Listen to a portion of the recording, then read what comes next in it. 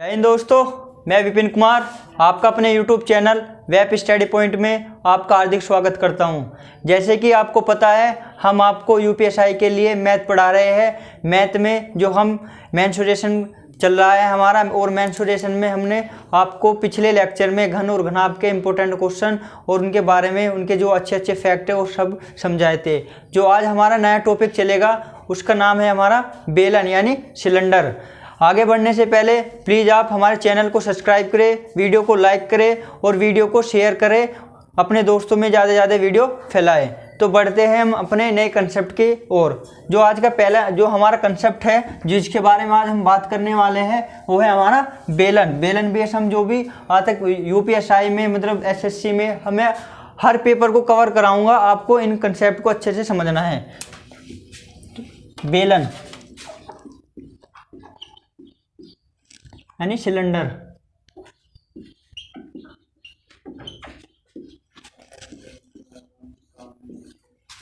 दोस्तों, मैंने आपको जो इससे पहले लेक्चर हुए थे बेलन के सभी इंपॉर्टेंट फॉर्मूले जितने भी थे वो आपको लिखा दिए थे, फिर भी मैं आपको एक बार रिवाइज और करा दूंगा।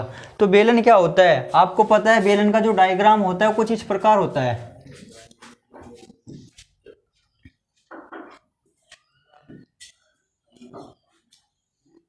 ये यहाँ से यहाँ तक इसकी हाइट होती है h, जिसको मान लेते हैं ये त्रिज्या होती है। ठीक है दोस्तों, ये भी इधर भी त्रिज्या मानते हैं हम इसको।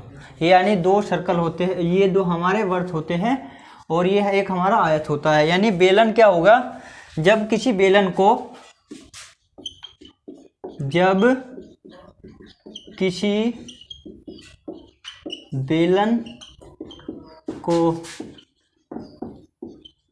खोला जाता है तो हमें एक आयत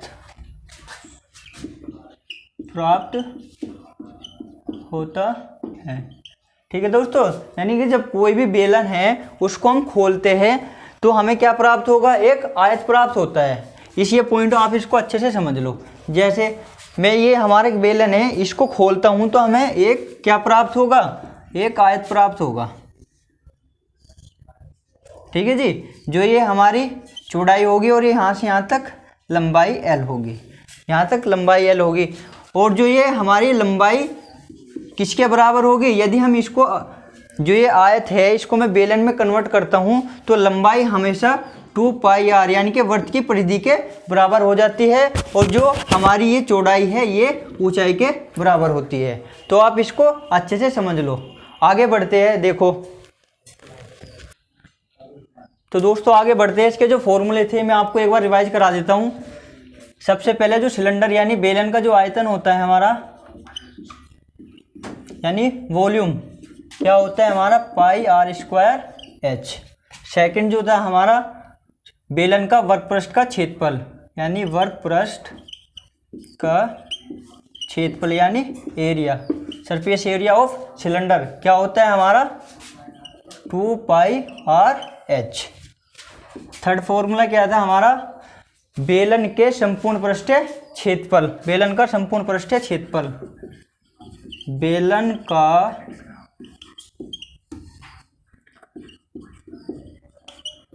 संपूर्ण पृष्ठीय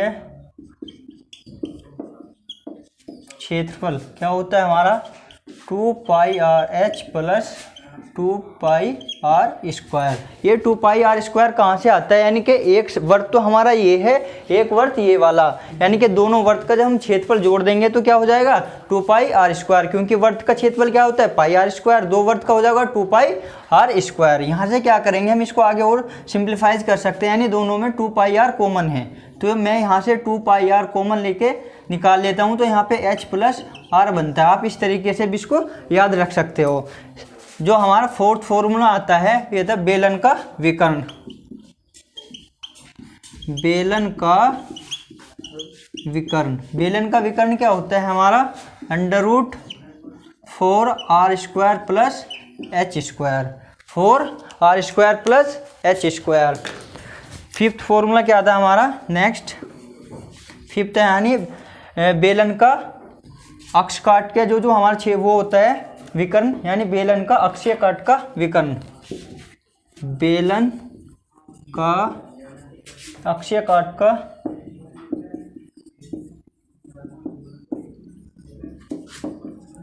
विकर्ण क्या होता है हमारा √r² प्लस h²। अक्षीय काट होता क्या है, जैसे कोई हमने ये बेलन बना लिया, इस तरीके से ये बेलन है, इसमें से यानी कि मैं ये कोई इस तरीके से इसमें ये काटता हूँ, अगर एक सेकंड,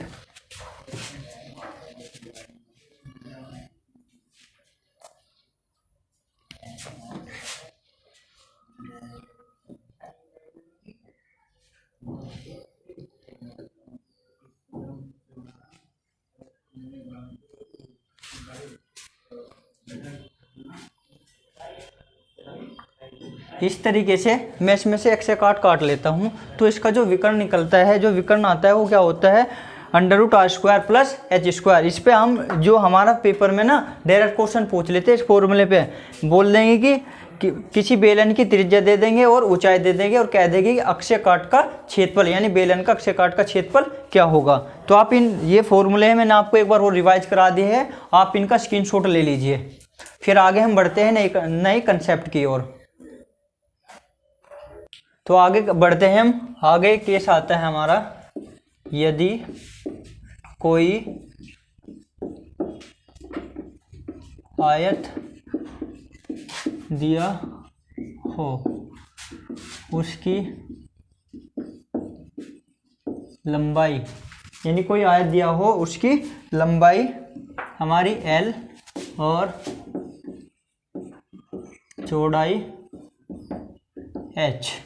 चौड़ाई H हो, तो उसके द्वारा जो हम कोई बेलन बनता है तो उसमें क्या होता है। देखो, जैसे कोई हमारा ये आयत दे दिया इस प्रकार, ठीक है दोस्तों, इसकी जो लंबाई L हो गई और चौड़ाई H हो गई। यदि हम H को फिक्स कर इसको घुमा दे, ठीक है जी, X फिक्स करके इसको घुमा देते हैं, तो ये हम जब हम बेलन बनाएंगे तो बेलन में क्या होगा, यानी कि जो L बराबर क्या हो जाएगा, L बराबर हो जाएगा हमारा हाइट, ये हमारी चौड़ाई B है ना, ये B, यानी कि जो L बराबर तो आ जाएगी हमारी हाइट सिलेंडर की, और B बराबर क्या आ जाएगा 2πr। तो आप इसको इस तरीके से याद रखो। सेकंड केस क्या बनता है हमारा, इसी में जो सेकंड केस, इसमें तो हमने इसकी चौड़ाई को फिक्स करके घुमाया, जब इसकी चौड़ाई को फिक्स करके घुमा दिया तो हमारा सिलेंडर कुछ इस प्रकार बनेगा, देखो इस तरीके से, क्योंकि ये वाला पार्ट तो घूमने का नहीं है, ये तो फिक्स है, तो ये वाला पार्ट घूम जाएगा ना इस तरीके से, ये तो घूमेगा ऐसे गोल गोल, तो ये घुमा दिया हमने इस तरीके से, ठीक है दोस्तों। जो ये L है ये अब इसके हाइट के इक्वल हो जाएगी, यानी कि जो L ये किसके बराबर H के, और जो हमारी B थी वो किसके बराबर आ गई, इसकी सरकमफ्रेंस के 2πr। इस तरीके से इसको आप स्क्रीनशॉट ले लो। आगे देखो, ये दूसरा केस जो बनता है हमारा, दूसरा केस ये है, कोई आयत है इसी प्रकार, ये हमने आयत बना दिया,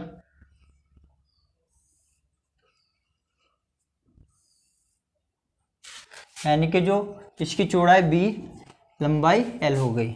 यदि इस बार हम जो लंबाई है उसको फिक्स करके इसको इस आयत को घुमाते हैं, तो हमारी क्या कंडीशन बनेगी, जब ये हमारी फिक्स हो गई तो कौन सा पार्ट घूमेगा, ये वाला पार्ट, ठीक है जी। जब ये फिक्स हो गई हमारा, तो ये किस प्रकार का सिलेंडर बनेगा हमारा, ये बनेगा इस तरीके से,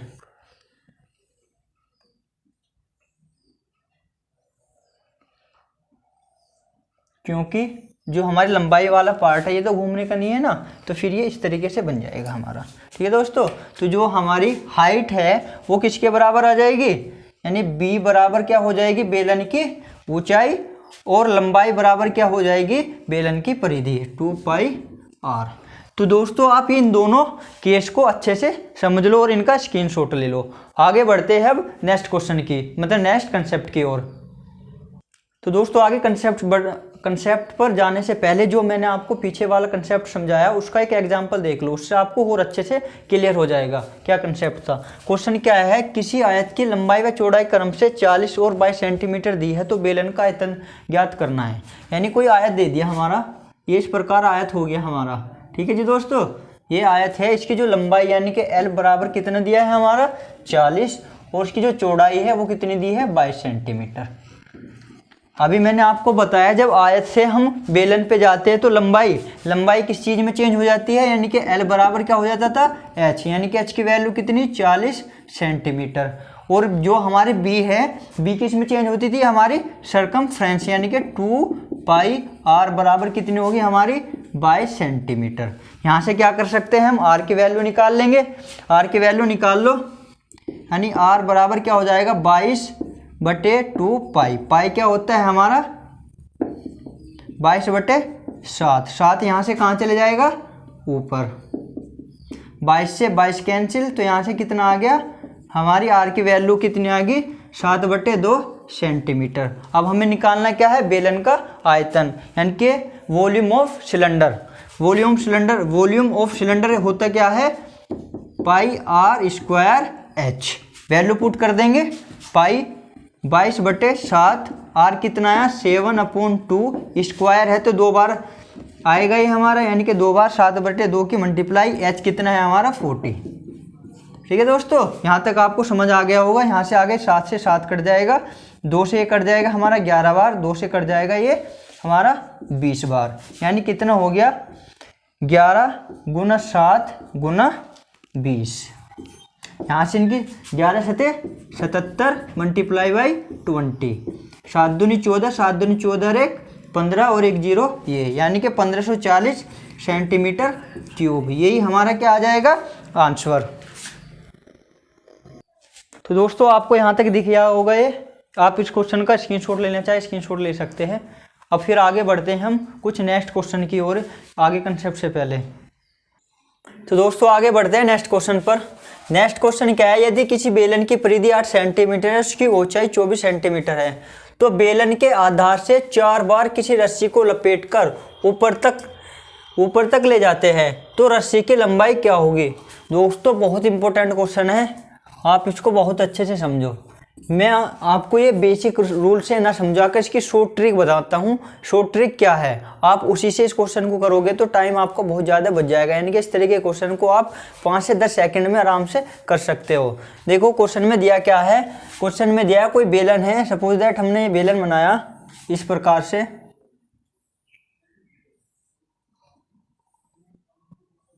ये बेलन हो गया। बेलन की जो परिधि है वो 8 सेंटीमीटर दी है, यानी परिधि 8 सेंटीमीटर, और ऊंचाई बेलन की ऊंचाई दी है 24 सेंटीमीटर 24 सेंटीमीटर। तो इस बेलन पर 4 बार रस्सी लपेट जाती है इस प्रकार से, ऐसे ऐसे करके। ठीक है दोस्तों, 4 बार रस्सी लपेटी जाती है, तो हमें बताना है उस रस्सी की लंबाई क्या होगी। तो इस तरीके क्वेश्चन को करने का शॉर्टकट तरीका क्या है, यानी कि जो रस्सी की लंबाई होगी, हमने L मान ली रस्सी की लंबाई। रस्सी की लंबाई क्या होगी, जो भी परिधि है, परिधि कितनी है 8, परिधि में जितने भी चक्कर है उसकी गुना करा दो। कितने चक्कर लगा रहे हैं इसमें 4, भाई 4 बार लपेटी जाए तो 4 चक्कर हो गए, तो ये कितना हो जाएगा 8 चौक 32 सेंटीमीटर। तो अब क्या करेंगे, जो लंबाई निकालेंगे रस्सी की अंडर रूट जो ये वाला मान आएगा, यानी कि परिधि के साथ में रस्सी के चक्करों की मल्टीप्लाई कराने के बाद में उसका स्क्वायर प्लस ऊंचाई का स्क्वायर। दोस्तों यहाँ तक आया आपको समझ में। हमने क्या बताया है, जो भी परिधि है और परिधि में रस्सी के जितने भी चक्कर लग रहे हैं, यानी जितनी बार रस्सी को लपेटा जा रहा है, उन दोनों की मल्टीप्लाई करानी है। और हमें इस तरीके से, यानी कि जो ये मान आएगा उसका अंडर रूट में उसका स्क्वायर प्लस जो हमारी हाइट होगी उसका स्क्वायर। ठीक है जी, इस तरीके से हम उसको कर लेंगे। अब आगे इसको सोल्व कर लेंगे। 32 का स्क्वायर कितना होता है 1024, 24 का 576। अब इनको क्या ऐड कर लो, 1024 और 576 कितने हो गए हमारे 1600। जब 1600 को अंडर रूट से बाहर निकालेंगे तो कितना आ जाएगा 40 सेंटीमीटर। तो जो रस्सी की लंबाई कितनी होगी? 40 सेंटीमीटर। ठीक है दोस्तों, यही क्या हो जाएगा हमारा आंसर। एक बार और मैं आपको अच्छे से समझा देता हूँ, क्योंकि एक अच्छा क्वेश्चन है। अगर आप इसको बेसिक से करोगे तो ये पूरा बोर्ड भर जाएगा, लेकिन हमें अपना टाइम बचाना है। टाइम बचाने के लिए ही हम शॉर्ट ट्रिक सीखते हैं। तो इसको हम शॉर्ट ट्रिक से कैसे करेंगे, हमने आपको बताया। जो भी परिधि है, वर्त की परिधि 8 सेंटीमीटर दी है, और इस बेलन पर रस्सी के जितनी बार लपेटा जा रहा है उन दोनों की मल्टीप्लाई करा देंगे। जैसे इस क्वेश्चन में 4 बार लपेटा गया है किसी बेलन पर एक रस्सी को, तो परिधि गुना लपेटे गए, यानी रस्सी को लपेटे जितनी बार लपेटे गए उन दोनों की गुना कराई 32, और जो ऊंचाई है वो 24। यानी कि जब हम रस्सी की लंबाई निकालते हैं √32 का स्क्वायर प्लस 24 का स्क्वायर, फिर इसको सोल्व करके जो भी आंसर आएगा वो हमारा आंसर हो जाएगा। हमको आपको समझाने में इसमें टाइम लगा है, अदरवाइज अगर ये पेपर में आएगा तो आप 5 से 10 सेकंड में ही इसको कर लोगे, क्योंकि अभी आप पे आ गया है। इस तरीका मैं आपको एक क्वेश्चन और दे देता हूँ, आप उसका कमेंट करके हमें आंसर बताना। तो नेक्स्ट क्वेश्चन स्क्रीन पर आ चुका है। क्वेश्चन क्या है, यदि किसी बेलन की परिधि 3 सेंटीमीटर, उसकी ऊंचाई 8 सेंटीमीटर है, तो बेलन के आधार से 5 बार किसी रस्सी को लपेटकर ऊपर तक ले जाते हैं, तो रस्सी की लंबाई क्या होगी? सेम जो मैंने आपको पीछे बताया है उसी पर, ये उसी कंसेप्ट पर बेस है। तो आप इसका ऑप्शन जो भी मतलब इसका आंसर आएगा, आप वीडियो को पॉज करो और हमें कमेंट करके इसका पहले सॉल्यूशन करके आंसर बताइए, फिर हम आगे बढ़ेंगे। आगे जब वीडियो को देखना, ठीक है दोस्तों। आप इसका स्क्रीनशॉट ले लो क्वेश्चन का, क्योंकि इस तरह के क्वेश्चन पेपर में आते रहते हैं। अब बढ़ते हैं आगे, हम आगे बढ़ते हैं। आगे हम सीखते हैं कुछ और नए कंसेप्ट, जो इसके मैंने आपको वैसे ये पीछे बता दिए थे, फिर भी मैं आपको एक बार और रिवाइज करा देता हूँ। यानी कि एक चक्कर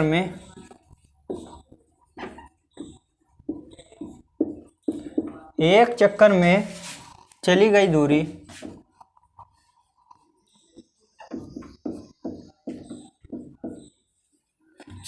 वर्त में दूरी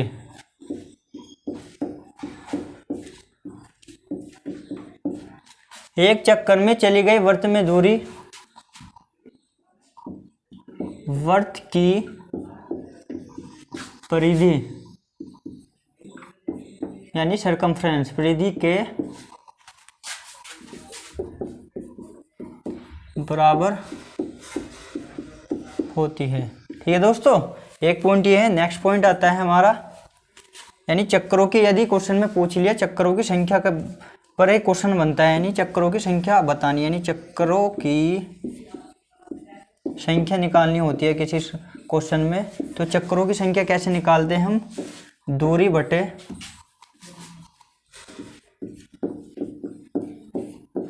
परिधि, ये हमारी इस फॉर्मूले से हम क्या निकाल लेते हैं? चक्रों की संख्या, यानी कि नंबर ऑफ जो भी हमारे चक्कर लगेंगे, दूरी डिस्टेंस, परिधि क्या होगी? हमारी सरकमफ्रेंस। ये वाला फॉर्मूला भी आप याद रख सकते हैं। ठीक है दोस्तों, एक इसको भी याद रख लो आप, यानी कि एक रोलर द्वारा चली गई दूरी कितनी होती है?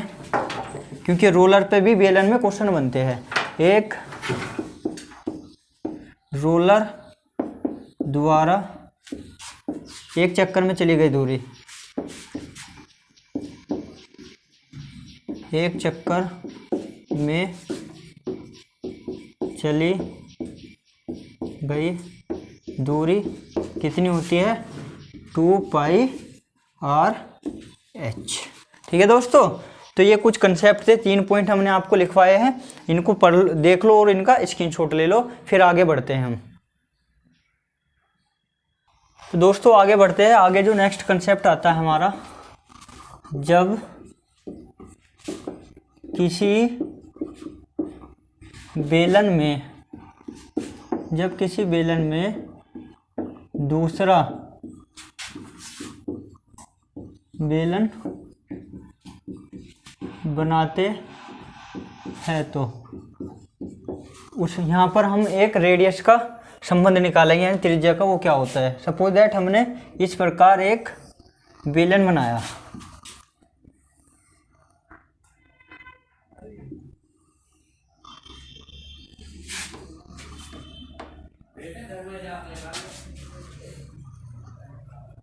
इस प्रकार हमारा एक बेलन बन गया है।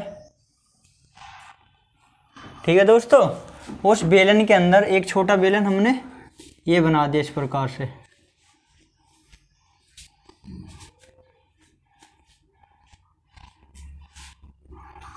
ठीक है जी। यह बड़े वाले बेलन की जो त्रिज्या है ये हमने कैपिटल आर मान ली है, और जो इसकी ऊंचाई है वो क्या हो गई हमारी h। तो छोटे वाले बेलन की त्रिज्या क्या होगी स्मॉल h, स्मॉल r, और इसको मैं इस तरीके से मिला सकता हूँ, ये यानी ये हो जाएगी हाइट। हाइट कितनी h/2। ठीक है दोस्तों, तो इसके बीच में एक जो हमारा रिलेशन बनता है वो क्या होता है उसको समझो आप। रिलेशन क्या होता है हमारा, यानी कैपिटल R का स्क्वायर बराबर होता है स्मॉल r प्लस h/2 का होल स्क्वायर। इस तरीके से आप इसको याद रख सकते हो।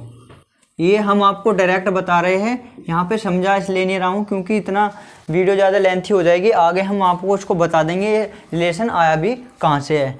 तो जब किसी बेलन के अंदर दूसरा बेलन बनाते हैं तो उन दोनों की त्रिज्याओं में जो संबंध होता है क्या होता है, यानी जो बड़े वाले की त्रिज्या है कैपिटल R का square is equal to small r plus h/2 का होल स्क्वायर। इस फॉर्मूले को आप डायरेक्ट याद रखना, इनका हम यूज करेंगे क्वेश्चनों में। आगे बढ़ते हैं, आगे दूसरा कंसेप्ट आता है।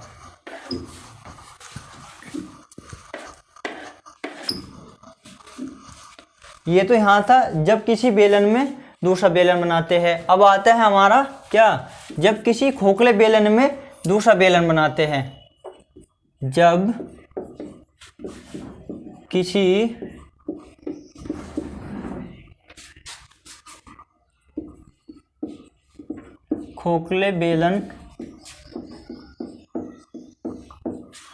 खोखले बेलन में दूसरा बेलन बनाते हैं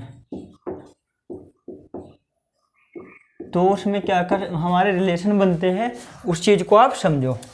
जैसे कोई खोखला बेलन इस प्रकार से हो गया हमारा,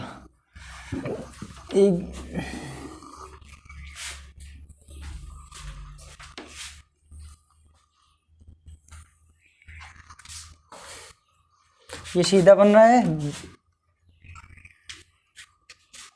इसी प्रकार हमने यहाँ से ये मिलाया,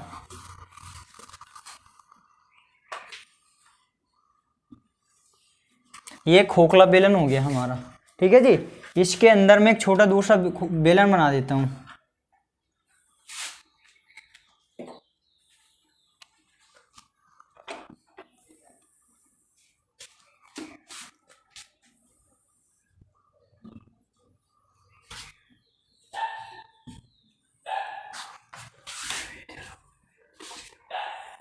यहाँ से यहाँ तक ये हो गया हमारा। हमने बड़े वाला जो हमारा बेलन है उसकी त्रिज्या मान ली कैपिटल R।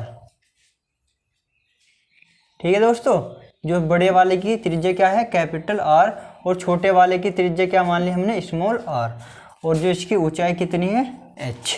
तो यहाँ से जो हमारा रिलेशन बनता है उसको देखो, यानी कि जब हमें इस प्रकार बनी आकृति में हमें क्या निकालना हो वॉल्यूम, तो इसका वॉल्यूम का फॉर्मूला क्या होता है, यानी कि बड़े वाले बेलन में का जो बड़े वाला बेलन है उसके आयतन में से यानी उसके वॉल्यूम में से छोटे वाले बेलन का वॉल्यूम घटा देंगे तो हमें बचे हुए पार्ट का वॉल्यूम आ जाता है। यानी कि बड़े वाला जो हमारा बेलन है सिलेंडर है उसका वॉल्यूम क्या हो जाएगा पाई capital R square h minus छोटे वाले का pi small r square h।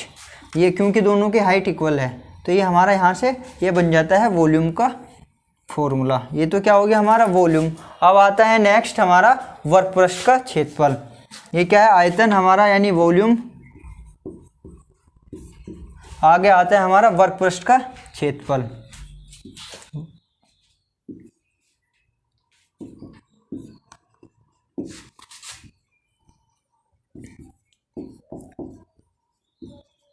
वर्ग पृष्ठ का क्षेत्रफल क्या होगा आप देखो, यानी कि 2 pi capital R h plus 2 pi small r h plus फिर आगे क्या हो जाएगा, आगे आ जाएगा हमारा 2 पाई कैपिटल R का whole square minus small r का स्क्वायर।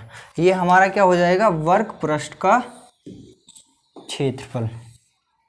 देखो आपको दिख रहा होगा स्क्रीन में, आ रहा है स्क्रीन में पूरा, कमेंट करके बताए। तो आप इसका स्क्रीनशॉट ले लो, आगे बढ़ेंगे फिर हम। तो दोस्तों नेक्स्ट कंसेप्ट क्या है हमारा, अगला जो कंसेप्ट है, यदि कोई बेलन है उसकी ऊंचाई h त्रिज्या r है, उसमें समान ऊंचाई व त्रिज्या का एक शंकु काटकर निकाल लिया जाए तो बचे भाग का सब क्या क्या निकालेंगे हम, आयतन वर्ग पृष्ठ। ठीक है जी, बचे हुए भाग का सबसे पहले आयतन कितना होगा यानी वॉल्यूम। जैसे कोई मैं यहाँ पे बना देता हूँ डायग्राम, ये हमारा बेलन है, इस प्रकार हमने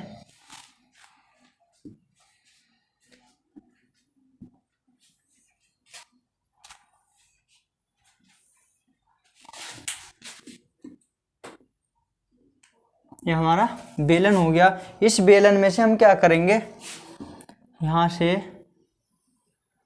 एक शंकु काट कर निकाल लिया, ये वाला। इसकी जो शंकु है इसकी त्रिज्या भी r है और इसकी ऊंचाई भी, यानी कि जो बेलन की ऊंचाई है वो है, यानी कि दोनों की बराबर है। तो ये जो बचा हुआ भाग है इस प्रकार, तो इस बचे हुए भाग का हमें क्या निकालना है, आयतन निकालना है।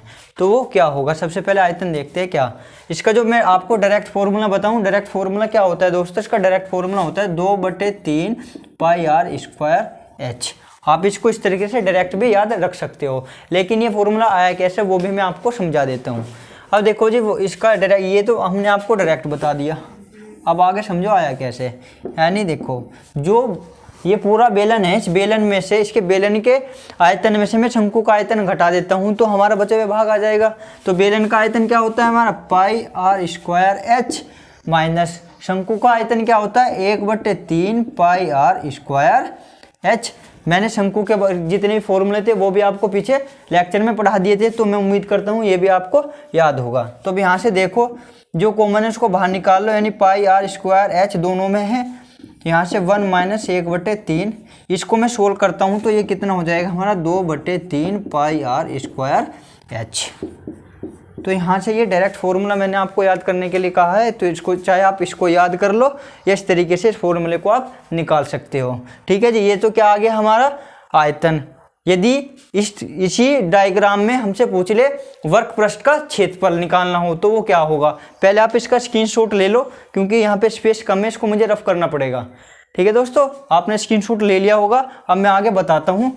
देखो जी, यदि मुझे वर्ग पृष्ठ का क्षेत्रफल निकालना हो, इसको मैं ऐसे छोड़ देता हूँ, इसको आप डायरेक्ट याद रखना।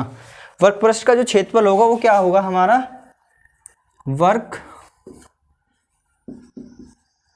पृष्ठ का क्षेत्रफल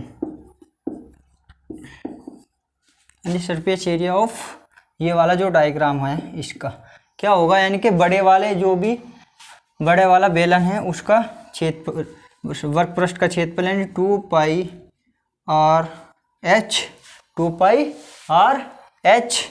और उसके बाद कौन सा बच गया हमारा, आगे बच जाता है हमारा ऊपर वाला, क्या ये ऊपर वाला ही तो बचता है, ऊपर वाला क्या बच जाएगा हमारा सर्कल यानी वर्थ, यानी कि पाई r स्क्वायर। वर्थ का जो क्षेत्रफल होता है पाई r स्क्वायर होता है, और फिर इस वाले शंकु का हमारा वर्ग यानी पाई r l।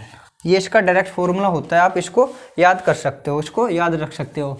एक चीज़ हो रहा है, ये जो यहाँ तक है, ये इस डायग्राम को आप यहाँ तक बनाओ बस, इसकी ये जो नोक है ऊपर नहीं जाएगी, यानी कि यहाँ तक, इसको यहाँ से यहाँ तक मिलाना है। ठीक है दोस्तों, इस तरीके से होता है। अब ठीक है, ये यहाँ से कटता है, इसको आप आगे सिंप्लीफाई भी कर सकते हो, यानी कुछ कॉमन है इसको बाहर निकाल लो। कॉमन क्या क्या है, पाई और r दोनों में कॉमन है। यहाँ पे क्या बचेगा हमारा 2 पाई आ गया 2h, प्लस यहाँ से क्या बच गया r, यहाँ से क्या बच गया l। तो आप इसको इस तरीके से भी याद रख सकते हो, यानी वर्ग पृष्ठ का क्षेत्रफल क्या हो जाएगा, पाई r into 2h plus r plus l। ठीक है दोस्तों, जो इसकी इकाई होती है वो होती है वर्ग इकाई।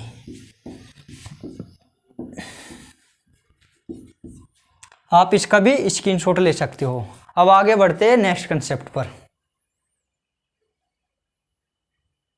तो दोस्तों नेक्स्ट कंसेप्ट आता है हमारा, अगला कंसेप्ट क्या है, यानी कि जब किसी बेलन में से अर्धगोला काट कर निकाला जाता है।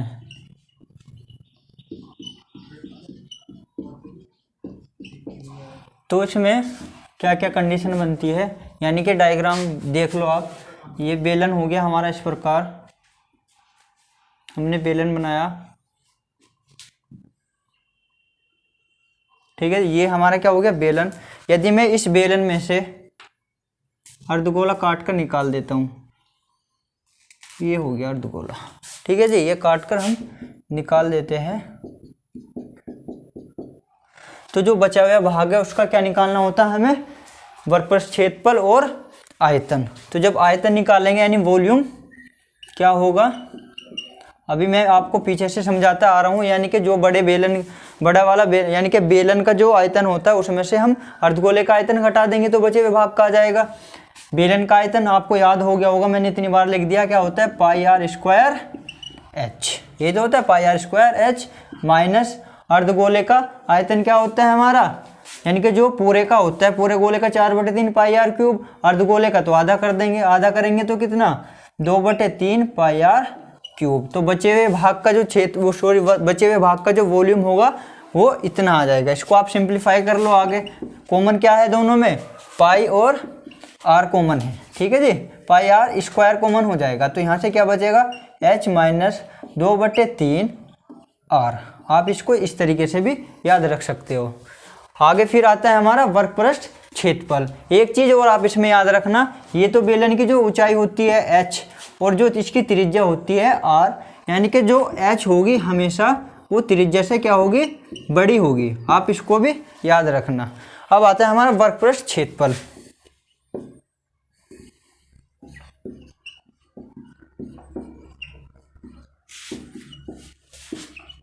वर्कपृष्ठ क्षेत्रफल में क्या करते हैं, यानी कि जो बेलन का क्षेत्रफल होता है प्लस अर्धगोले का क्षेत्रफल, इसमें हम क्या करते हैं वर्कपृष्ठ क्षेत्रफल में ऐड करते हैं, वॉल्यूम में घटा देते हैं। इस चीज को आप याद रखना, पीछे से हम ऐसे ही करते आ रहे हैं। तो जब इसका वर्कपृष्ठ क्षेत्रफल निकालेंगे तो बेलन का वर्कपृष्ठ क्षेत्रफल 2 pi R H plus 2 pi R H और इंटू क्या हो जाए plus pi R square, plus pi R square और प्लस क्या हो जाएगा, प्लस हो जाएगा अर्धवर्ग, जो हमारा ये जो अर्धगोला है इसका क्षेत्रफल पूरे का 4 कितना होता है 4 पाई आर स्क्वायर। तो आधे वाले का कितना हो जाएगा हमारा 2 पाई, यही तो होता है 2 pi R square, 2 pi R square. इसको आगे सिंप्लीफाई कर लो, इसको कैसे 2 pi R H pi R square और 2 पाई आर स्क्वायर कितना हो जाएगा 3 pi R square.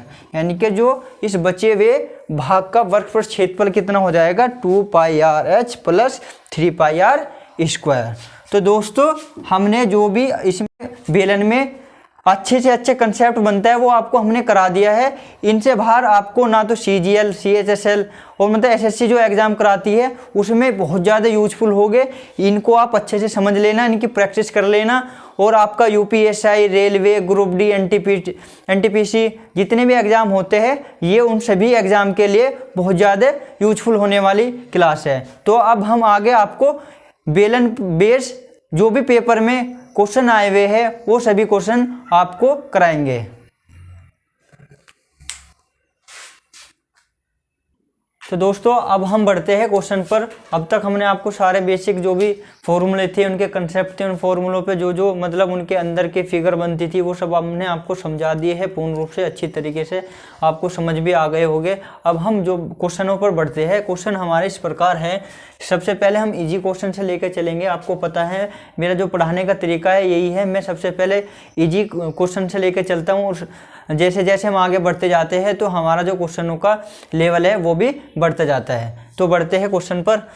Question number first है हमारा, समान आयतन के दो लंबवर्तीय बेलनों की ऊंचाई का अनुपात 1:2 है तो उनके अर्धव्यासों का अनुपात ज्ञात करें। तो मैं आपको इसको शॉर्ट ट्रिक से इसका डायरेक्ट बता देता हूँ क्या होता है हमारा फॉर्मूला, क्या होता है यानी D1/D2 = R1/R2 बराबर होता है √H2/H1।